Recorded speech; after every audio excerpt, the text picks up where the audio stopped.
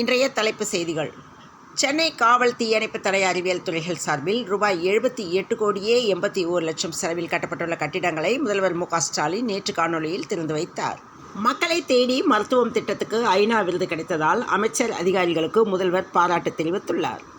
தமிழகத்தில் 234 தொகுதிகளுக்கும் பார்வையாளர்களை நியமித்து திமுக பொதுச் செயலாளர் துரைமுருகன் அறிவிப்பு வெளியிட்டுள்ளார். தமிழக முதலமைச்சர் மு க ஸ்டாலின் தலைமையில் தமிழக அமைச்சரவை கூட்டம் இன்று சென்னை தலைமை செயலகத்தில் நடைபெறவுள்ளது. மனிதவள மேம்பாட்டில் தனி கவனம் செலுத்தியதால் முதல்வர் ஸ்டாலினுக்கு வாழ்நாள் சாதனையாளர் விருது வழங்கப்பட்டுள்ளது. பராமரிப்பு பணி காரணமாக புது வண்ணாரப்பேட்டை அதை சுற்றியுள்ள தெருக்களில் இன்று காலை 9 மணி முதல் 2 மணி வரை மின் விநியோகம் தடை செய்யப்படும் என்ற தகவல் வெளியாகியுள்ளது. மெரினா விமான சாகச நிகழ்ச்சியில் உயிரிழந்த 5 பேர் குடும்பத்துக்கு தலா ரூபாய் 5 லட்சம் நிவாரணம் என்று முதல்வர் ஸ்டாலின் அறிவிப்பு வெளியிட்டுள்ளார். சென்னை டிடிகே சாலையில் உள்ள துளசி மெட்ரா ஸ்டோரை திருமதி செல்வி செல்வம், திருமதி துர்கா ஸ்டாலின் மற்றும் பல பிரபலங்கள் திறந்து வைத்தனர். குன்னூர் சிம்ஸ் பூங்காவில் 2வது சீசனுக்காக நடவு செய்யப்பட்ட 1,90,000 மலர் நாற்றுக்கள் பூத்து குலுங்குகின்றன. நாம் தமிழர் கட்சியிலிருந்து சமீபமாக அதன் மாவட்ட செயலாளர்கள் விலகி வரும் நிலையில் தற்பொழுது விழுப்புரம் மாவட்ட செயலாளரும் விலகியுள்ளார். திமுகவை வீழ்த்த அதிமுக தொண்டர்கள் ஒன்றிணைய வேண்டும் என்று டிடிவி தினகரன் பேட்டி அளித்துள்ளார். நகராட்சி நிர்வாக நேர்முக தேர்வு தேதியை மாற்றம் செய்ய தமிழக அரசு திட்டமிட்டுள்ளதாக தகவல் வந்துள்ளது.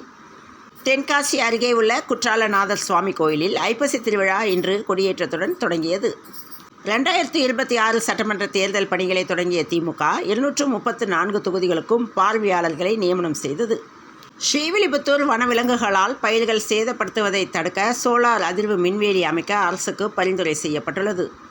தேவிப்பட்டினம் அருகே பெருவயல் ரெனபெலி முருகன் கோயிலில் மாலவர்மன் சுந்தரபாண்டியன் கல்வெட்டு கண்டெடுக்கப்பட்டுள்ளது. பிரதமரின் போர் நிறுத்த முயற்சிக்கு அனைத்து கட்சிகளும் வரவேற்பு அளிக்கும் என்று முன்னாள் அமைச்சர் ப. சிதம்பரம் கருத்து தெரிவித்துள்ளார். தமிழகம் முழுவதும் அதிமுக சார்பில் இன்று மனித சங்கிலி போராட்டம் நடைபெறவுள்ளது. மக்களவை எதிர்க்கட்சித் தலைவர் ராகுல் காந்தி இன்று தனது எக்ஸ்தல பக்கத்தில் வெளியிட்டுள்ள பதிவில், விமானப்படை தினத்தில் இந்திய விமானப்படையின் துணிச்சலான ஆண்களுக்கும் பெண்களுக்கும் எனது மனமார்ந்த மரியாதை, பாராட்டுகள் என்றும் பதிவிட்டுள்ளார். பாரதிய ஜனதா ஆளும் ஹரியானாவில் காங்கிரஸ் முன்னணி வகிப்பதாக தகவல் வந்துள்ளது.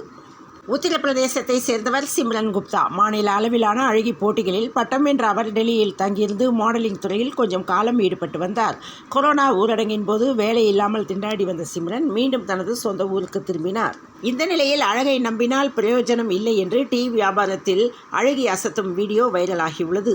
டெல் அவீவ் முழுவதும் சைலன்கள் பாதுகாப்பு இடத்தை நோக்கி மக்கள் ஓடுகின்றனர்.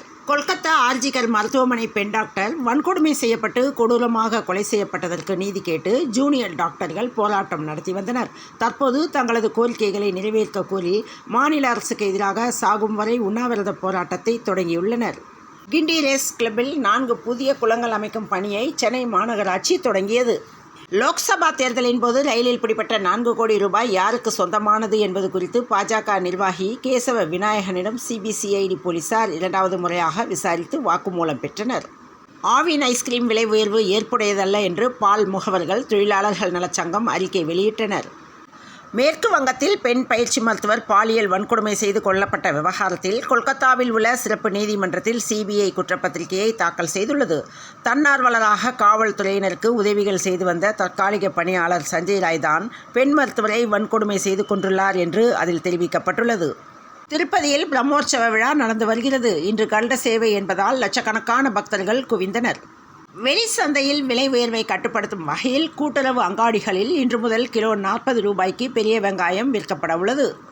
பட்டியலின பழங்குடியினர் தொடர்பான பிரச்சினைகளுக்கு விரைவாக தீர்வு காண நடவடிக்கை எடுக்கப்படும் என ஆதி திராவிடர் மற்றும் பழங்குடியின் ஆணைய தலைவர் தமிழ்வாணன் உறுதியளித்துள்ளார். மத்திய அரசு தமிழகத்திற்கான ஒதுக்கீட்டை அதிகரித்துள்ள நிலையில் ரேஷன் கடைகளில் ஒருவருக்கு எத்தனை கிலோ வழங்கப்படும், எப்போது வழங்கப்படும் என்ற விவரத்தை அரசு தெரிவிக்காமல் உள்ளது. இதனால் கார்டுதாரர்கள் கடை ஊழியர்களுடன் தகராறு செய்கின்றனர். குஜராத் முதலமைச்சராகவும் பிரதமராகவும் அரசின் தலைமை பதவியில் 23 ஆண்டுகளை பிரதமர் மோடி நிறைவு செய்திருப்பதாக தகவல் தெரிவித்துள்ளனர். பெண்கள் T20 உலகக்கோப்பையில் இந்திய வீராங்கனைக்கு ICC கண்டனம் தெரிவித்துள்ளது.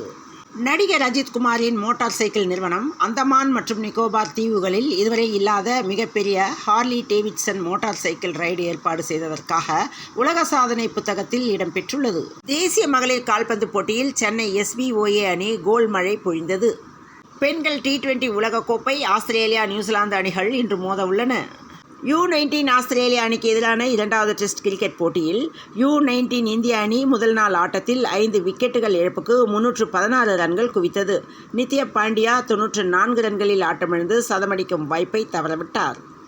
இந்திய ஜிம்னாஸ்டிக் வீராங்கனையான தீபா கர்மஹார் ஓய்வு பெறுவதாக அறிவித்துள்ளார். சென்னையில் இன்றைய பெட்ரோல் மற்றும் டீசல் விலை நிலவரம். பெட்ரோல் லிட்டர் ஒன்றுக்கு $100.75 டீசல் லிட்டர் ஒன்றுக்கு $92.34 விற்பனையாக உள்ளது.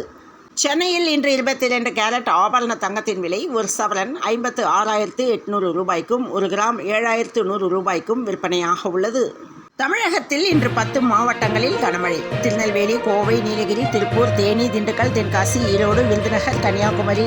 நாளை திருநெல்வேலி, நீலகிரி, கோவை, திருப்பூர், தேனி, திண்டுக்கல், தென்காசி, விருதுநகர், கன்னியாகுமரி, ஈரோடு, தூத்துக்குடி, ராமநாதபுரம், சென்னை மற்றும் புறநகர் பகுதிகளில் அடுத்த 2 நாட்களுக்கு வானம் ஓரளவு மேகமூட்டமாக காணப்படும்.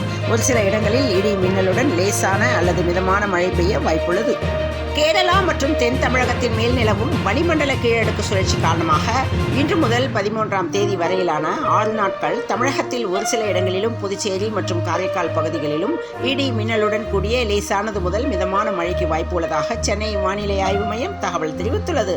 தொடர்ந்து இணைந்திருங்கள் பிரபாஸ்கரம் செய்திகளுடன். மீண்டும் மற்றொரு செய்தியில் சந்திப்போம். வணக்கம்.